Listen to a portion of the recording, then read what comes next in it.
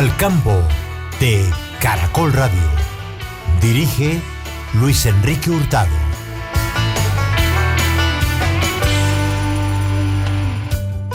Feliz amanecer para todos nuestros oyentes de Al Campo de Caracol Radio. Una mañana fresca aquí en la ciudad de Bogotá, en la capital de los colombianos. Hoy nos adentramos en los sabores auténticos de la cocina tradicional del Pacífico colombiano.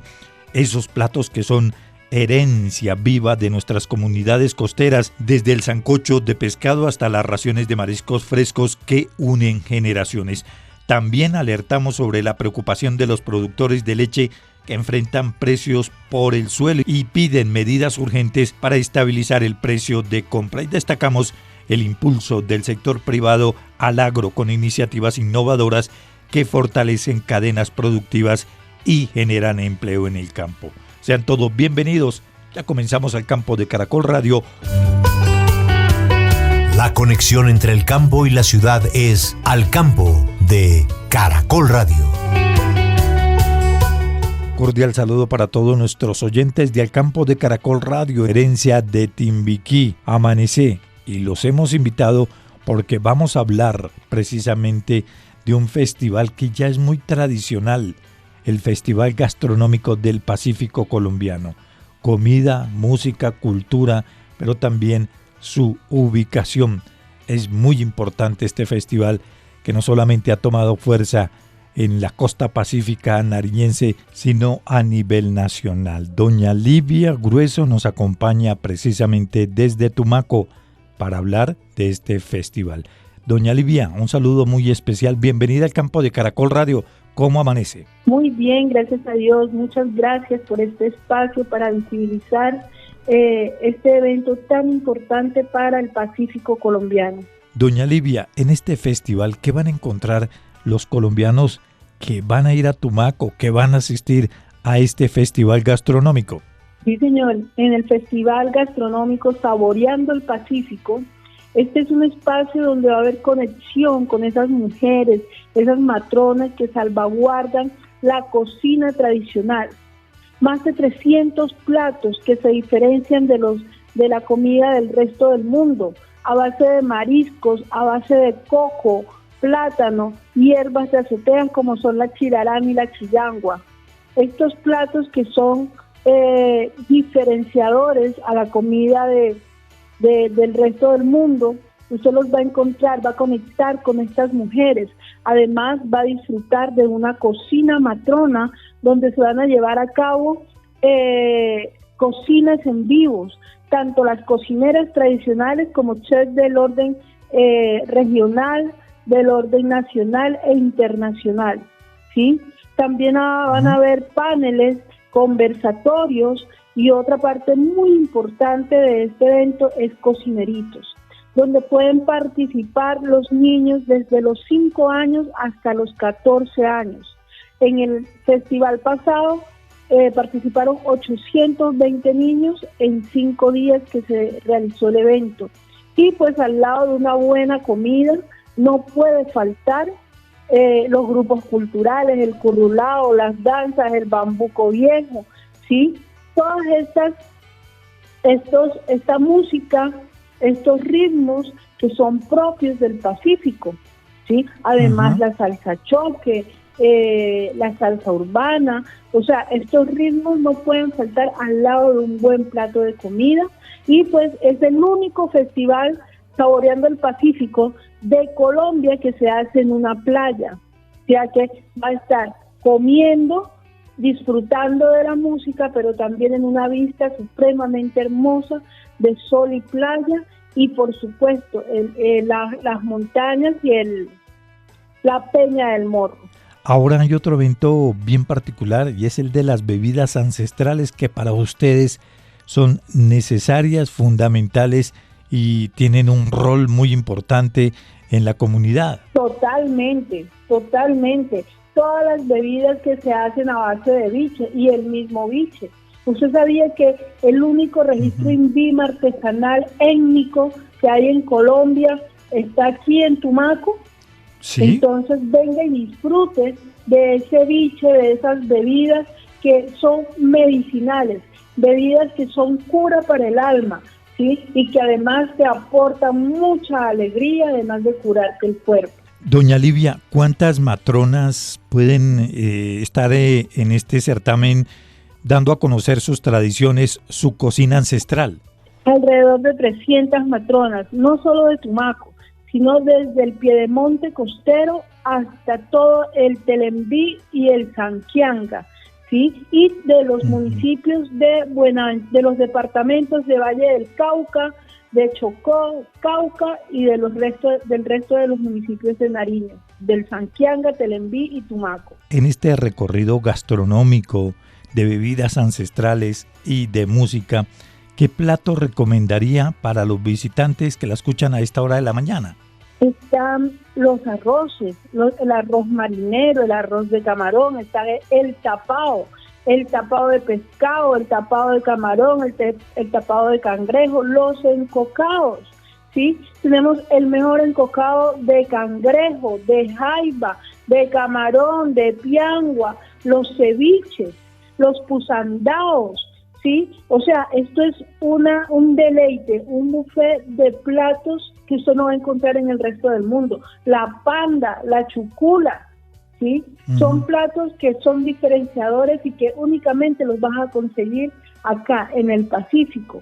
Claro, y hay otra... La bala rellena de encocado de pollo, de raya, eso no se lo paga más cercano. ¿Se come la raya también? Claro que sí. ¿Y cómo se prepara? ¿Cómo se prepara? Esto es a base de un guiso, ¿sí? Un guiso que se prepara con cebolla, tomate y las hierbas de azotea, ¿sí? Se pone a ahumar el pollo o la raya, luego de ahumar se desmenuza, ¿sí? Luego con agua hervida se lava con harto limón, ¿sí? Y luego se le echa el guiso a esta pulpa de la raya, de la carne de la raya o el pollo, ¿sí? Se le echa su limón, se le echa la segunda agua del coco. Cuando ya está hirviendo, ya está secando, se le echa la primera agua del coco, que es la que espesa, ¿sí? Y encima se le echa picadita la chirarán y la chillangua y otra gotica de limón y listo para el paladar. Ahora, ustedes también tienen una tradición bien bonita que son las hierbas de azotea. ¿Cuántas hierbas pueden tener ustedes ahí que son tradicionales y emblemáticas para la preparación de estos platos? No les sabría decir cuántas, porque son muchas, pero las principales para las comidas de sal son la chirarán y la chillangua. Tenemos aromáticas, tenemos condimentarias, tenemos medicinales, ¿sí?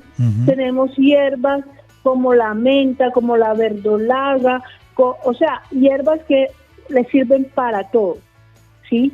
Y que van a estar expuestas en el festival para que usted pueda oler, para que pueda tocar y para que por supuesto pueda probar, ¿sí? Y para qué, el conocimiento de para qué le sirve, porque es que acá reina la medicina tradicional a base de hierbas, porque tenemos una riqueza inmensa en hierbas, como le acabé de nombrar, que nos sanan el alma y el cuerpo.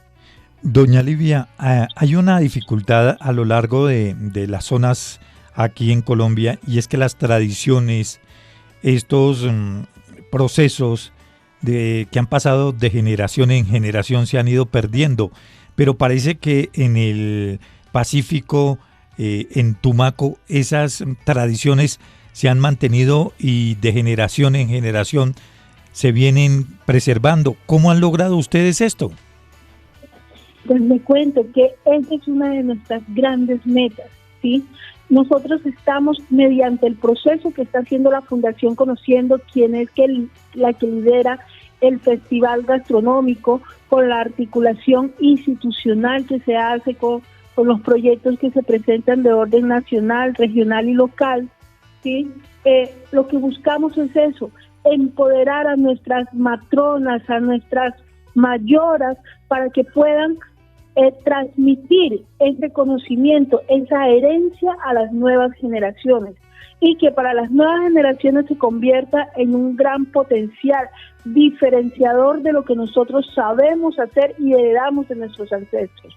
Para nosotros realmente Esta herencia es una herramienta que fortalece la economía local y puede lograr que nuestra gente se quede en el territorio, viva dignamente y logremos la paz con lo que realmente sabemos hacer. Y ese es el gran objetivo. Una de la visión que tiene la Fundación Conociendo con este evento y el proceso formativo que se lleva durante todo el año, porque no es solamente el evento, es fortalecer las capacidades de nuestras mujeres y nuestros jóvenes, ¿sí? Lo que buscamos es que se declare como patrimonio inmaterial de la nación la cocina tradicional del Pacífico colombiano. Y eso va a permitir que a Tumaco y al Pacífico se le determine como destino gastronómico, porque somos un destino gastronómico, donde mostramos todo ese proceso desde la raíz hasta el paladar, ¿sí? Por ejemplo, tenemos la ruta de Manglar y Piangua, donde te enseñamos a caminar sobre los manglares, a extraer la piangua de las raíces del manglar, ¿sí? Conectar con nuestras mujeres piangüeras, cocinar con ellas en un bajo, ¿sí? Y esto desde la raíz hasta que llega la piangua a tu paladar. Así pasa con la pesca, con el biche, con el cacao, con el coco. Todas esas experiencias turísticas se las ofrecemos acá en Tumaco para que conozcas todo el proceso desde la raíz hasta que llega a tu paladar. Sí, dos inquietudes finales, doña Livia. El festival, pues recordemos las fechas, que es lo más importante, ¿no? Para que todos los colombianos visiten Tumaco. Invitamos a Colombia, a extranjeros, a que vengan a disfrutar de toda la cocina tradicional del Pacífico en el Festival Gastronómico Saboreando el Pacífico del 16 de julio al 20 de julio de este año. Que se venga, que compren sus tiquetes y lleguen a Tumaco. Pueden llegar desde Bogotá en hora y media, desde Cali a 50 minutos, vía aérea, vía terrestre pueden llegar desde Pasto, desde Ecuador, estamos a 1 hora de San Lorenzo, ¿sí? Entonces, vía terrestre tenemos el puente binacional, y todo aquel que quiera venir puede llegar a Tumaco, será bienvenido para que conecte, para que disfrute y se saboree el Pacífico en Saboreando el Pacífico. Y finalmente, doña Livia, ¿ustedes no han pensado trasladar este bonito festival gastronómico del Pacífico a una muestra aquí en Bogotá? Claro que sí, mire, tenemos activación. En Bogotá vamos a tener activación en mayo.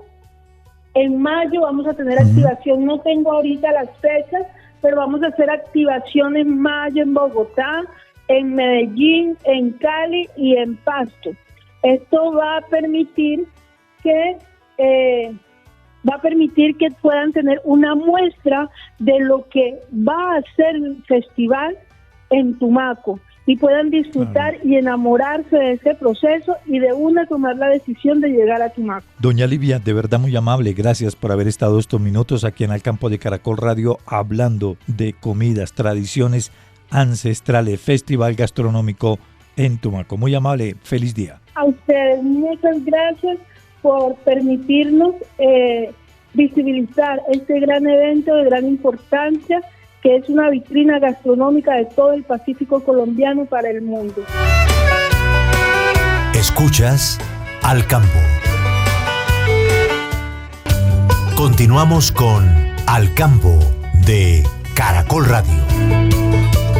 Regresamos aquí en el campo de Caracol Radio y ahora les vamos a presentar un rápido recuento de los hechos, las noticias más importantes del sector agroindustrial. El abastecimiento de alimentos, de acuerdo con la UPRA en Colombia, mantuvo su dinamismo durante el mes de febrero. Los principales mercados mayoristas recibieron más de 600.000 toneladas. Estamos hablando de un aumento del 4,2% si se le compara con igual periodo del año anterior. Para el primer bimestre del año, el crecimiento es del 2,7%. Entre los productos que presentaron un mayor dinamismo están, por ejemplo, la fresa, con un crecimiento, un aumento del 55%, la manzana 43,9%, el ñame 32,6%, el maíz 15,2%, la zanahoria 10,8%, la cebolla junca 5,5% y la papa 6,3%. Por ciudades encabezan este dinamismo Cali con un crecimiento del 38,8%, Pereira 19,3%, Medellín 16,2%, Manizales con un 16% e Ipiales con el 12,7%. La ministra de Agricultura, Marta Carvajalino, dijo que se está trabajando en un proyecto para formalizar el sector ganadero vacuno en Colombia. En un ejercicio de formalización de la cadena pecuaria bovina que ha jalonado también el ICA a partir de la trazabilidad. Hay que decir que tenemos que poner en funcionamiento el SINIGAN, que es el sistema para identificar dónde están los animales. Hoy tenemos un dato preocupante de 2 millones de animales en movilización que no tenemos identificado dónde están, que tiene un impacto ambiental, que tiene un impacto sanitario en nuestras fronteras y pues claramente todo lo que sabemos que puede estar detrás de eso. Pero también entregó un rápido balance del proceso de entrega de tierras a diferentes comunidades en el país. Yo creo que este es de los elementos que más hemos logrado comunicar al país porque son datos que hemos hecho con muchísimo esfuerzo. Hemos logrado formalizar para comunidades campesinas y comunidades étnicas 2 millones de hectáreas. Desengavetamos los títulos de los resguardos, desengavetamos los títulos de los campesinos, nos fuimos a la zona andina, ahora el director de la Agencia Nacional de Tierras lo presentará a detalle. Hemos logrado restituir, aquí está también el director, el mayor Yule, 342.000 hectáreas con sentencia, pero hemos logrado llevar al registro único de tierras despojadas más de 6 millones de hectáreas de comunidades étnicas que tenían dificultades para entrar al registro. La ministra de Agricultura, Marta Carvajalino, y el reporte que ha entregado sobre el panorama de entrega de tierras. Y de este balance, ahora vamos a comentarles que Colombia aumentó su dependencia alimentaria. Las importaciones de granos crecieron 10,6% el año anterior. La preocupación es del gerente de FENALCE, la Federación Nacional de Cerealistas, Arnulfo Trujillo. Hacemos un llamado al gobierno nacional, al Congreso de la República, a los gobiernos departamentales, a todas las instituciones. Tenemos que defender la soberanía alimentaria del país. Todos los granos que tienen que ver con la federación aparecen todos los días en la mesa de los colombianos, o de manera directa o de manera transformada, porque ahí se producen los balanceados, el concentrado para los pollos, para las gallinas, para los cerdos, para el pescado, para el ganado, y igualmente el consumo directo. Advirtió sobre la vulnerabilidad de la soberanía alimentaria del país. Manifestó que no podemos depender de otras naciones para alimentarnos, menos en la actual coyuntura de gran incertidumbre a nivel global. Y cada día seguimos dependiendo muchísimo más, especialmente de los Estados Unidos, donde el 97% de las importaciones viene de ese país. Un llamado en un SOS que se creen políticas públicas que defiendan la soberanía alimentaria, especialmente generando seguros eficientes, con recursos suficientes para que el agricultor pueda acceder a ellos. La preocupación de los productores de cereales en Colombia. Colombia cada día está importando más productos para atender el mercado interno. La Unidad de Planificación Rural Agropecuaria reveló que ya son 31 municipios en 4 departamentos que cuentan con áreas de protección para la producción de alimentos. El director de la unidad, Juan Pablo Sandoval. Colombia supera hoy las 197.000 hectáreas de suelo rural protegido a través de las áreas para la protección de la producción de alimento APAS. Estas APAS son un instrumento para la protección del suelo rural, son un verdadero hito tanto en materia de soberanía alimentaria como en materia de ordenamiento territorial. El director de la Unidad de Planificación Rural entregando este reporte, este balance de cuántas hectáreas ya son protegidas para la producción de alimentos en Colombia. Y finalmente les comentamos que Chalo Natalia Sánchez, ingeniera forestal del Instituto Amazónico de Investigaciones IMANI de la Universidad Nacional de Colombia, realizó un estudio en el que analiza la decisión que tomó hace algunos años una amplia comunidad del norte del Guaviare. Esta determinación ha transformado la economía de 97 familias campesinas, quienes optaron por detener la deforestación del bosque antes destinada a actividades ganaderas para conservar el ecosistema y convertirlo en su principal fuente de ingresos. Continuamos con Al Campo de Caracol Radio. Vamos a hablar del poder del liderazgo local que impulsa la transformación del campo colombiano. Para ello nos acompaña el doctor Elber García, coordinador técnico a nivel nacional de la Fundación Alpina. Doctor Elber, un gusto saludarlo nuevamente. ¿Cómo van las cosas? Hombre, un gusto saludarte nuevamente y gracias por invitarnos nuevamente a este espacio que para nosotros es muy importante que nuestro país conozca los avances que venimos realizando en nuestras comunidades rurales. Muchísimas gracias por la invitación. ¿Cómo va ese trabajo precisamente con esas comunidades que usted siempre lo ha hecho desde toda la vida, trabajar muy cerca de los pequeños agricultores del país? Pues yo diría que vamos bastante bien. Yo considero que el papel de los pequeños productores en Colombia de alguna u otra manera no es muy reconocido y de pronto podemos empezar a trabajar sobre el primer tema, si te parece, que es como el papel clave de esos pequeños productores en la seguridad alimentaria colombiana. ¿Te parece si abordamos ese tema? Claro, porque es que de acuerdo con la FAO el 70% de los alimentos los producen los pequeños agricultores, ¿no? Así es, esa información es bastante precisa y no solamente bastante precisa, sino que es una realidad. Mira, yo creo que lo primero que hay que decir cuando hablamos de seguridad alimentaria en Colombia es que los pequeños productores no son un actor marginal del sistema alimentario, sino que ellos son realmente la columna vertebral de ese sistema. La gente no reconoce eso. Muchas veces no somos conscientes de que cerca, y la cifra que tú acabas de dar, del 70% de los alimentos que consumimos en este país provienen de esa agricultura campesina, familiar, étnica y comunitaria que hoy inclusive tiene hasta ley de la República. Eso significa que detrás de cada plato de comida, escúchame bien, hay miles de familias rurales que todos los días están produciendo alimentos en condiciones muchas veces muy complejas y difíciles. Sí, no, es que ustedes están utilizando un término bien interesante que es SER, Sistema de Extensión Rural. ¿Eso cómo lo aplican precisamente con estos pequeños agricultores? Como antecedente de toda esa metodología, que es una metodología que se llama RASA, que tú la acabas de mencionar, que quiere decir Ruralidad Agroalimentaria Sostenible y Saludable, parte un poco de mirar un poco el futuro alimentario de Colombia. Y para eso necesariamente, y con la cifra que dimos anteriormente, tenemos que hablar del fortalecimiento de esos productores. No se trata solo de aumentar la producción, sino de garantizar que esas familias puedan tener mejores condiciones para producir, que tengan mejores ingresos, que tengan mejores oportunidades en sus territorios. Nosotros, si fortalecemos a esos pequeños productores, en realidad estamos fortaleciendo la seguridad alimentaria de todo el país. Dicho eso, entonces te voy a contar un poco sobre el tema de nuestra metodología, que es una metodología muy interesante, que se conoce como RASA, y que nos permite a nosotros de alguna u otra manera abordar el acompañamiento a los productores, donde ellos son el centro, ellos son los protagonistas de este tema, y nosotros con un enfoque muy participativo y muy apreciativo. Esto quiere decir reconociendo las cosas positivas que históricamente ha hecho la población campesina, empezamos a acompañarlos en un proceso que no solamente es técnico. Para nosotros es muy importante la parte técnica porque necesitamos garantizar que los resultados de producción, de calidad de los alimentos se den.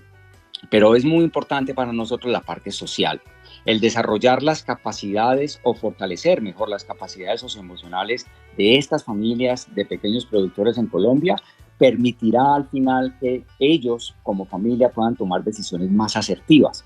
Y una decisión asertiva, por ejemplo, es tener dentro de su proyecto de vida la producción de sus alimentos en sus predios, la producción de alimentos sanos, cuidar su ecosistema, y de esa manera nuestra metodología empieza a abordar varios componentes.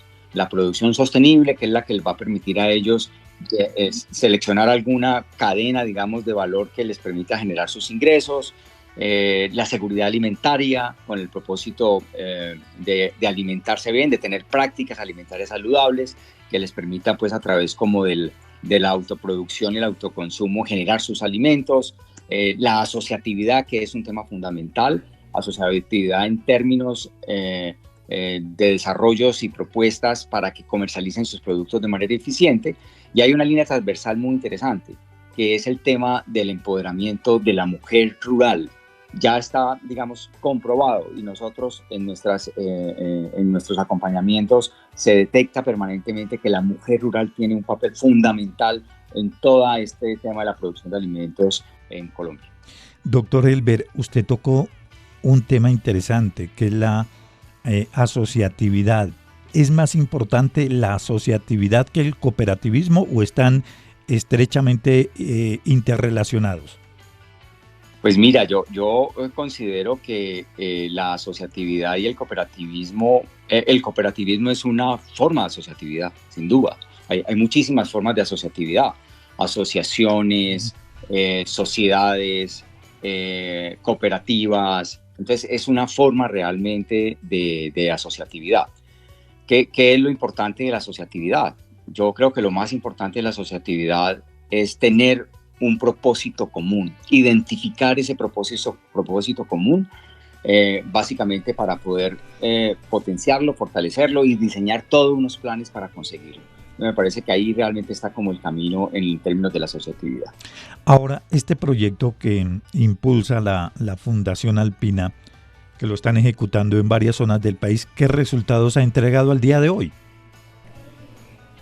Pues mira, consideramos que los resultados han sido muy importantes en términos de producción, por ejemplo, sostenible. Hemos logrado integrar, por ejemplo, a cadenas de valor a muchos productores en Colombia, cadenas de valor que pasan con cadenas de valor tan importantes como el cacao, como el tema de la ganadería de leche, por ejemplo, pero tal vez lo más importante es que hemos integrado a cadenas de valor, de esa cadena de valor hortícola, pero hortícola de producción pequeña, de volúmenes pequeños, pero de alta calidad, donde las familias también a través de especies menores se han integrado, digamos, a todas esas cadenas de valor, la producción de cerdos, la producción de huevos, la producción de pollos, la producción de hortalizas. Entonces, de esa manera, pues se ha demostrado que a pesar de los seguramente volúmenes pequeños, pero finalmente sacando muy buena calidad se logra de alguna u otra manera la generación de ingresos de esta población campesina,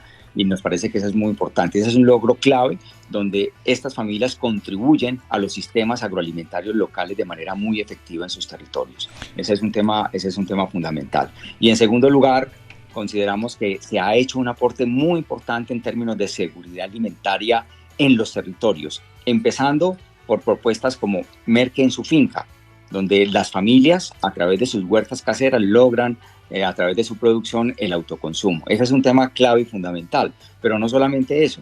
Hemos logrado que a través de mercados de proximidad, pues esos alimentos trasciendan a los vecinos, trasciendan al mercado campesino, digamos, de los corregimientos y de los municipios, y de esa manera los sistemas agroalimentarios locales se van a ir fortaleciendo. Eso desde el punto de vista, digamos, productivo. Pero desde el punto de vista social hemos logrado temas muy interesantes, que es el liderazgo local como transformación rural, como motor de transformación rural, y que creo que es un tema muy importante que si quiere lo abordamos, porque ese es un elemento para nosotros absolutamente clave y que estamos convencidos que allí realmente hemos tenido un gran éxito en temas de liderazgos locales. Con estos pilares, doctor Elber, ¿usted considera en primera instancia que se han logrado eliminar esos intermediarios? ¿Se ha mejorado la calidad de vida de las familias donde ustedes están operando? Sí, mira, yo diría que el tema de los intermediarios, cuando uno fortalece los sistemas agroalimentarios locales en territorios desconectados, y te estoy hablando de la Alta Guajira, que tal vez en algún programa anterior tuvimos la oportunidad de conversar sobre él, te estoy hablando de las zonas como por ejemplo en el Bichada, en Puerto Carreño, con comunidades indígenas, uno lo que encuentra es que los intermediarios, por supuesto, existen y tienen, digamos, una gran capacidad de alguna u otra manera logística, etcétera. Cuando nosotros llegamos con este tipo de propuestas, pasa una cosa muy interesante, y es que esa producción empieza a tener un contacto más cercano con esos mercados de proximidad, que son los mercados donde ellos pueden llegar y alcanzar de manera muy rápida. Por eso te decía, el mercado, por ejemplo, con los vecinos. Entonces nosotros, digamos, diseñamos con ellos mismos espacios donde ellos hacen intercambios valorizados de sus productos. El mercado en el corregimiento en particular, van y exhiben sus productos. y empiezan a tener relaciones comerciales de proveeduría inclusiva también con algunos temas en particular. Y te voy a dar un ejemplo. En el caso del Bichada, que se está empezando a generar la producción del marañón, pues hay una gran empresa en el Bichada que produce marañón, procesa el marañón, y en este caso las comunidades indígenas del Bichada, estas etnias, están haciendo un proceso de proveeduría inclusiva con ellos. Le venden el marañón, le van a empezar a vender el marañón a esta empresa. Entonces, de esa manera empezamos a digamos, no eliminar, porque los intermediarios también en estos temas económicos se vuelven en algunos territorios importantes y necesarios para que lleven algunos alimentos que no se producen. Pero sí logramos acercar mucho más y de manera mucho más efectiva a mercados importantes, pero también a mercados pequeños, que son los mercados de proximidad. Ahora, esta clase de proyectos que ustedes están impulsando en ciertas zonas del país, ¿se podrían replicar en todo Colombia? Sí, sin duda, y se podrían replicar por una sola razón, porque la clave realmente es cómo se potencia el liderazgo local. Cuando la gente tiene la capacidad realmente de tomar decisiones, es posible desarrollar este tipo de propuestas, sin lugar a dudas. Cuando uno trabaja en estos territorios, se da cuenta de una cosa, que las transformaciones más profundas del campo no ocurren solamente por la llegada de proyectos o programas externos, sino cuando las propias comunidades fortalecen capacidades para tomar decisiones y ellos mismos lideran sus propios procesos. Para nosotros, lo más importante es cuando nosotros nos vamos. Es decir, nosotros necesitamos que nuestro trabajo permita la sostenibilidad en el tiempo de lo que ellos han construido, acompañados por nosotros, pero que ellos han construido como comunidades. Pues doctor Elber, de verdad, como siempre, muy amable usted con Caracol Radio. Muchas gracias y un feliz día. No, igualmente, un abrazo para ti y para toda la audiencia. La conexión entre el campo y la ciudad es Al Campo de Caracol Radio.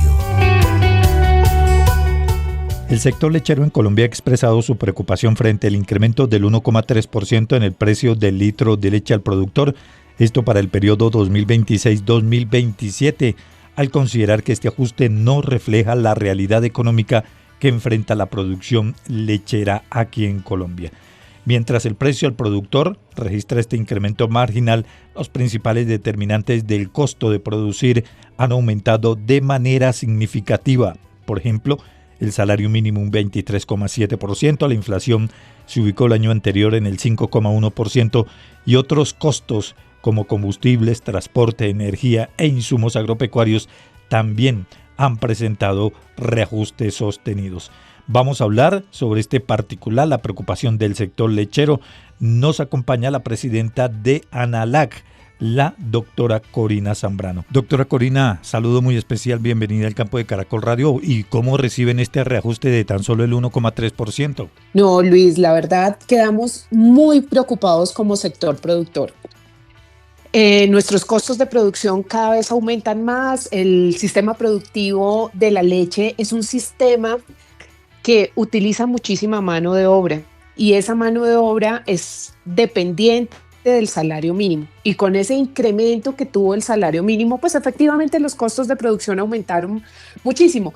En este momento tenemos también cómo se está moviendo la urea en el mundo, que está creciendo bastante ese precio, y pues cada vez más los costos de producción le pegan a nuestros productores colombianos, y el Ministerio de Agricultura nos concede un incremento al precio de venta de la leche cruda del 1,3%. Eso es preocupante para la actividad productiva. Casi que los productores están perdiendo durante su actividad, de la cual viven 700,000 familias en Colombia. Es decir, ese ajuste no compensa, por ejemplo, el aumento del salario mínimo y otras variables que se tienen en cuenta. No, para nada, Luis. Mira, ni siquiera está compensando en este momento la inflación. La inflación estuvo en el 5,1% y pues para nosotros eso arrastra de una manera muy importante los costos de producción. Te quiero resaltar un tema muy importante para nosotros. ¿Por qué? Porque de verdad que esto es abrir de alguna manera la puerta para que miles de productores pequeños y medianos salgan de la actividad productiva, tomen la decisión de abandonar esta actividad productiva porque ya no es rentable. Claro, doctora Corina, y el problema radica que la mayoría de la producción de leche en Colombia la hacen esos pequeños campesinos, pequeños ganaderos.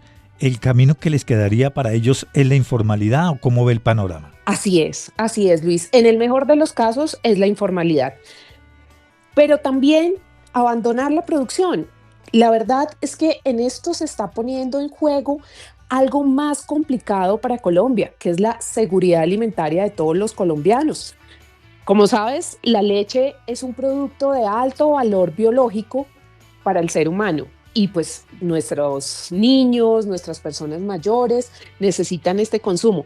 Y si nosotros no tenemos una actividad productiva en Colombia fuerte, que tenga la capacidad de verdad de contribuir, pero teniendo una rentabilidad, los productores del campo colombiano tienen la responsabilidad de producir, de nutrir a nuestros colombianos, pero no a pérdida. La actividad del campo tiene que ser rentable. Sí. ¿Cuál fue el argumento del gobierno, del Ministerio de Agricultura, para tomar esta decisión de tan solo en este porcentaje? Bueno, te cuento un poco. El precio normalmente se calcula con una resolución del Ministerio de Agricultura, que es la 017. Esta combina varios factores en los cuales pesó de una manera muy importante el precio internacional de la leche.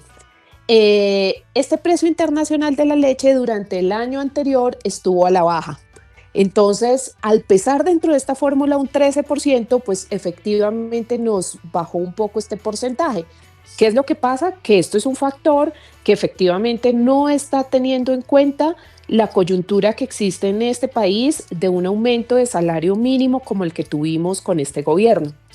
Es decir, el panorama no pinta nada bien.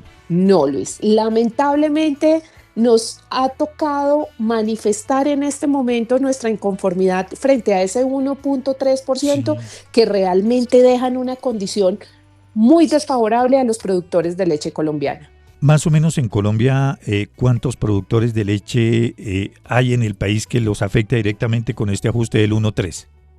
No, Luis, estamos hablando de unos cerca de 30.000 productores de todos los tamaños, grandes, pequeños y medianos. Es que en esto no se trata de que solo sea la lechería especializada la afectada. Si tú como lo sabes, los productores pequeños son los que primero se van a ver afectados cuando vayan ante un comprador. Pues ahora, ¿qué camino sigue? Porque la situación, pues como usted lo dice, es de alerta máxima por parte de estos pequeños agricultores. ¿El camino a seguir es cuál? Bueno, el Ministerio de Agricultura nos ha planteado la posibilidad de hacer una revisión en 2 o 3 meses. Nosotros solicitamos al Ministerio de Agricultura que la revisión no espere este tiempo, sino que realmente se pueda hacer una revisión inmediatamente de esa posición del Ministerio de Agricultura para que por lo menos el incremento que tenga la leche en Colombia, la leche cruda, sea igual a la inflación. Esa sería una salida, ¿no? Compensar todo lo que está pasando. Así es. No estamos pidiendo nada injusto, sino simplemente que nos compensen como viene afectando al sector lácteo y a todos los colombianos. Porque mira que una de las cosas que sí se ve es que esa inflación se ha transferido a los precios al consumidor. Entonces hay que tener en cuenta que los productos lácteos, los transformadores, se han hecho un incremento sustancial entre el 7 y el 8%, que sí se va a ver reflejado en los precios al consumidor, pero que el productor no va a poder aprovecharlo. Doctora Corina, ¿a usted no le da el temor, aunque ya le pregunté esto, de que esa ilegalidad, esa informalidad que se da en muchas zonas del país aumente? Claro que sí, Luis. Y esto, mira, pone muchísimo en riesgo muchos factores en Colombia. Esa ilegalidad o simplemente que la leche no salga de la finca. Fíjate que muchas de esas cosas es la determinación y una de las grandes preocupaciones desde ANALAC, que algunos productores más pequeños en regiones empiecen a simplemente descartar la leche porque les sale más costoso sacar la leche de sus fincas que venderlo. Terrible lo que está pasando, porque el efecto es para el pequeño campesino que tiene 1 o 2 vaquitas y que vive de esos ingresos. Así es porque estamos afectando a los colombianos de bajos recursos que son consumidores y también a los colombianos de bajos recursos que son productores. No entiendo cómo un gobierno toma una decisión tan fuerte frente a un producto tan sensible para la canasta familiar como es la leche. Bueno, doctora Corina, me toca preguntarle sobre la salida del Grupo Gloria del país. ¿Usted cómo ve lo que está pasando con esta compañía que tiene una representación muy importante en Colombia? Bueno, te digo que este fin de semana ha sido lleno de muy malas noticias para el sector. El Grupo Gloria, como tú lo mencionas, es un grupo muy importante de lácteos a nivel mundial, ni siquiera era solo a nivel Colombia. Para nosotros ha sido bastante la afectación dentro de los productores que estaban haciendo la proveeduría al Grupo Gloria. Básicamente esto es una decisión del grupo de reenfocar su operación en Colombia hacia el tema de jugos. Y pues ellos habían venido haciendo un proceso de transición con los productores que les hacían la proveeduría, pero realmente en este momento estamos trabajando desde ANALAC para acompañar este proceso de recolocación de esa leche. ¿Por qué? Porque tú sabes que en este momento, en esta coyuntura además de precio, salir a buscar dónde poner esas leches, pues va a seguir afectando muchísimo más el precio hacia el productor. De verdad, esto es un llamado muy importante porque Gloria era un procesador de unos 130,000 litros diarios, aunque esto es el 0.5% de la producción diaria en Colombia de leche, sigue siendo en nuestra zona de Cundinamarca y Boyacá una empresa muy importante y efectivamente podría impactar a los productores de esta zona. Se acaban las compañías Algarra, o mejor, las firmas Algarra y Lechesam, ¿no? Que eran las que ellos tenían en el mercado colombiano. Así es, así es. Eso es una decisión de enfoque organizacional. Esa parte sí, Luis, pues te invito a que lo converses con ellos directamente porque es un tema ya estratégico de ellos. Sí, señora. Finalmente, entonces, el mensaje para los agricultores: hay que seguir luchando, ¿no? Los ganaderos del país, los pequeños productores de leche. Es así, Luis. Yo les pido a todos los productores, de verdad, que esta coyuntura no sea un espacio para que afecte o de alguna manera quieran modificar nuestros precios a nivel de mercado. Y pues efectivamente debemos seguir trabajando por construir un mejor país. Frente a todo esto que tengamos de coyunturas de gobierno, coyunturas de mercado, de verdad es una invitación para que sigamos manteniéndonos dentro de una actividad productiva, como tú lo resaltaste en muchas ocasiones durante esta conversación, legal, y que siga siendo construcción de un país que pueda tener una soberanía alimentaria y nutricional. Doctora Corina Zambrano, presidenta de ANALAC, de verdad muy amable. Gracias por haber estado estos minutos aquí en el campo de Caracol Radio. Un feliz día. Bueno, Luis, muchísimas gracias.